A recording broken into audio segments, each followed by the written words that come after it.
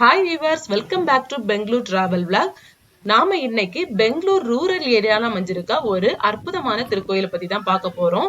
நாம இப்ப நின்றுட்டு இருக்கிறது தான் முத்வீரேஸ்வரர் திருக்கோயில். அதாவது இந்த மலை வந்து முத்வீரேஸ்வரர் மலை அப்படின்னு கூட சொல்லுவாங்க. சிவகங்கை மலை எல்லாருக்குமே தெரிஞ்சிருக்கும். அந்த மலையோட பேக் சைட்ல அமைஞ்சிருக்க ஒரு மலை தான் இது. இந்த மலைக்கு போறதுக்கு வந்து அப்படி மலையோட அந்த டாப் ஆஃப் த ஹில்லுக்கு போறது வரைக்கும் வெஹிக்கிள்ஸ் வந்து அலோடு இருக்குது. அதுக்கப்புறம் ஃபியூ ஸ்டெப்ஸ் வந்து நம்ம மேலே ஏறினா அந்த கோயில் இருக்கக்கூடிய பகுதிக்கு நாம போயிடலாம். பெங்களூர்ல இருந்து கிட்டத்தட்ட 53 கிலோமீட்டர் தொலைவுல தான் இந்த திருக்கோயில் வந்து அமைஞ்சிருக்கு. சிவகங்கையில இருந்து 45 கிலோமீட்டர் டிஸ்டன்ஸ்ல வந்து அமைஞ்சிருக்குது. இப்போ எல்லாருக்கும் லீவ் ஹாலிடேஸ் வந்து விட்டுருப்பாங்க.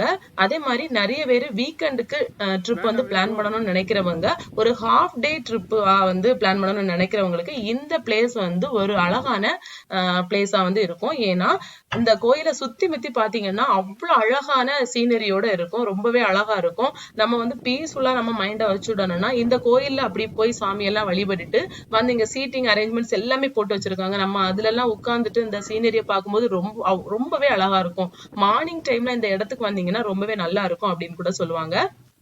பொதுவாவே கோயில்கள்னா தனி சிறப்பு உண்டு. அதுலயும் ரிஷிகள் தவம் செஞ்ச இடமா இருந்துச்சுன்னா அதுக்கு ரொம்ப சிறப்பு இருக்கு அப்படின்னே சொல்லுவாங்க.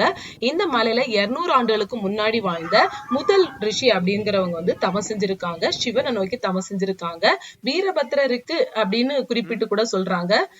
இப்போ அந்த முனிவர் வந்து தவம் செஞ்சிருக்காங்கல்ல, அவங்க தவம் செஞ்சும் போது அந்த இருக்கிற பாறைகள் பக்கத்துல இருந்திருக்கும். அதுல வந்து சிலையா சிவனை வந்து செதுக்கி அதுல வந்து வழிபட்டு இருக்காங்க. சிவனை மட்டுமல்ல, விநாயகர், அதுக்கப்புறம் நிறைய தெய்வங்களுக்கு அதே மாதிரி சிலைகள் செதுக்கி அதுல வழிபட்டு இருக்காங்க. இப்போதைக்கு பாத்தீங்கன்னா அந்த செதுக்கப்பட்டிருக்க அந்த பாறைக்கு பக்கத்திலேயே அதை சுற்றியுமே கோயில் மாதிரி எழுப்பி கட்டியிருக்காங்க.